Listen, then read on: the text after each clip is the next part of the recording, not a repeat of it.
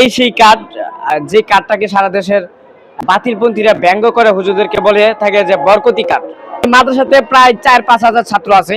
বেশিরভাগ ছাত্রই বিনা টাকায় এখানে পড়াশোনা করে থাকে এবং কিছু নবমুসলিম ভাইয়া আছে, তাদেরকে সম্পূর্ণ ফ্রিতে এখানে পড়ানো হয়।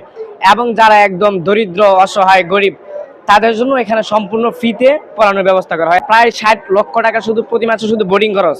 উস্তাদের বেতন ভাতা হিসাবে এখান থেকে প্রায় 30 থেকে 35 লক্ষ টাকা প্রতি মাসে এই মাদ্রাসার কারেন্ট বিল আসে 6 থেকে 7 লক্ষ টাকা। এশিয়া মহাদেশের সর্ববৃহৎ মহিলা মাদ্রাসা কিন্তু এই চরমোনাইতে অবস্থিত।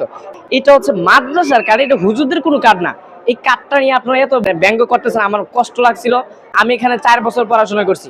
এখানে 3 বেলা মানে গরম ভাতের ব্যবস্থা করায়। প্রতি সপ্তাহে একদিন গোশত থাকে, একদিন মাছ থাকে, একদিন ডিম থাকে, আর বাকি দিনগুলো তো সবজি থাকে। তা ওই সবজিগুলো তো দেখা যায় গরুর গোশত, মুরগির গোশত দিয়ে পাকশাক করে।